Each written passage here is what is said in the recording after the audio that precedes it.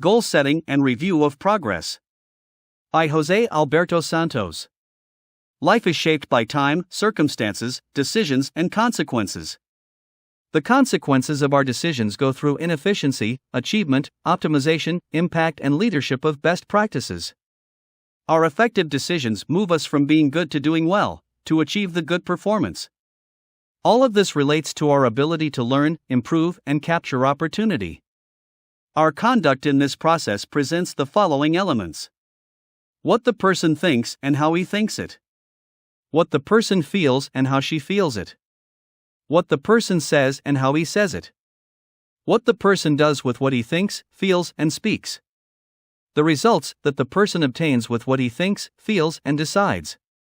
Expanding the world of a person is much more than changing it, it is maintaining what works and adding resources supported by views of possibilities capable of drowning out criticism and complaint. Personal victory. This process focuses in 3 factors. 1. Empowerment. 2. Self-leadership. 3. Personal management.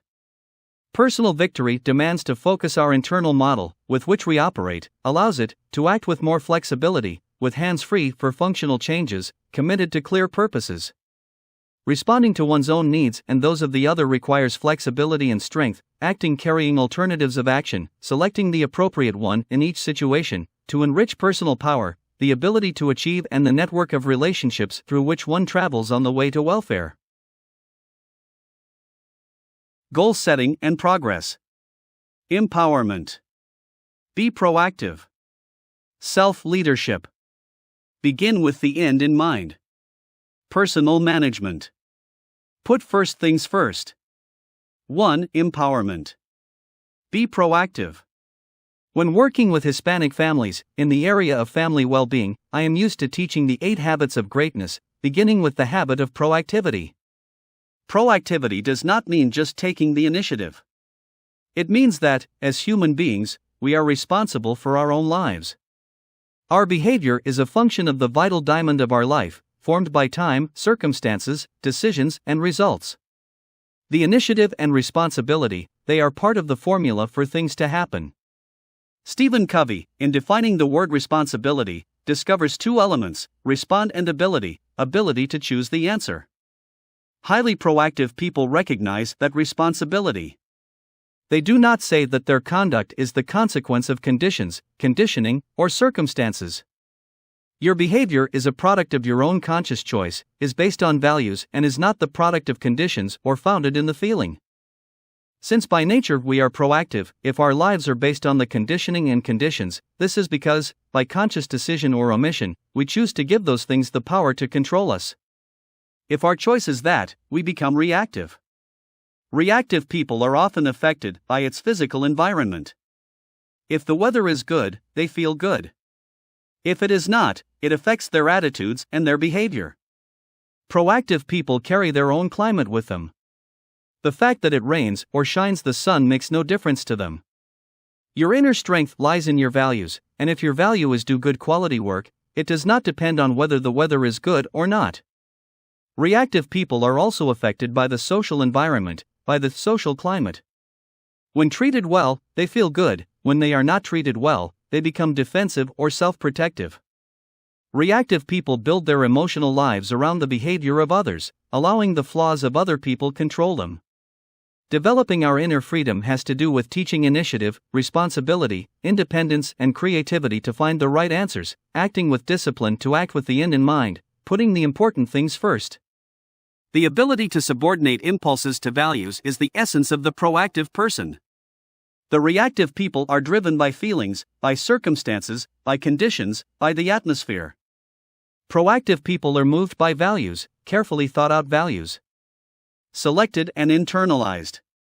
Also, proactive people are influenced by stimuli external, whether physical, social, or psychological, but his response to stimuli, conscious or unconscious, it is a value-based choice or response.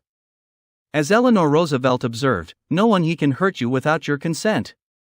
And Gandhi said, they cannot take away our self-respect if we don't give it to them. What harms us, much more than what happens to us, is our permission, our consent to what happens to us. I admit that this is very difficult to accept emotionally, especially if for years and years we have explained our misery by appealing to circumstances or the conduct of someone else. But until a person cannot say, deeply and honestly, I am what I am as a result of my yesterday's elections, he will not be able to say, I choose something else. What hurts or damages us is not what happens to us, but our response to what happens to us. From then, things can harm us physically or harm us economically, and cause us pain for it. But our character, our basic identity, must in no way be injured. In fact, our most difficult experiences become the crucibles in which our character and inner forces develop, the freedom to deal with difficult circumstances in the future and to inspire others to the same conduct. Most of my families are immigrants and have been through very difficult circumstances, however, taught them the importance of taking control of their lives through conscious decisions and connected with their possibilities, coming out of the criticism and complaint that keep them in what I call the rebound circle. 2. Self-leadership. Begin with the end in mind. Following from the cultivation of the first habit is the building of a family mission statement in which principles such as forgiveness, compassion, and charity take precedence, ahead of each other, and ahead of our family. Wow! This is a strong statement. Covey goes on to explain that this one principle has given a sense of appropriate priority to everything else. Of course, determining what these guiding family principles are doesn't happen overnight. Covey explains how their family principles were drafted, reworked, and rewritten numerous times over the years with the input of all members of the family. The step-by-step guide to writing a family mission statement may be the most valuable part of this book. The most effective way I know to begin with the end in mind is to develop a personal mission statement or philosophy or creed. It focuses on what you want to be, character, and to do, contributions and achievements, and on the values or principles upon which being and doing are based. Because each individual is unique, a personal mission statement will reflect that uniqueness, both in content and form. My friend, Rolf Kerr, has expressed his personal creed in this way: succeed at home first. Remember the people involved. Hear both sides before judging. Obtain counsel of others. Defend those who are absent. Be sincere yet decisive. Develop one new proficiency a year. Plan tomorrow's work today. Hustle while you wait. Maintain a positive attitude. Keep a sense of humor. Be orderly in person and in work. Do not fear mistakes, fear only the absence of creative, constructive, and corrective responses to those mistakes. Facilitate the success of subordinates. Listen twice as much as you speak. Concentrate all abilities and efforts on the task at hand, not worrying about the next job or promotion. A woman seeking to balance family and work values has expressed her sense of personal mission differently. I will seek to balance career and family as best I can, since both are important to me. My home will be a place where I and my family, friends, and guests find joy, comfort, peace, and happiness. Still, I will seek to create a clean and orderly environment, yet livable and comfortable. I will exercise wisdom in what we choose to eat, read, see, and do at home. I especially want to teach my children to love, to learn, and to laugh, and to work and develop their unique talents. I value the rights, freedoms, and responsibilities of our democratic society.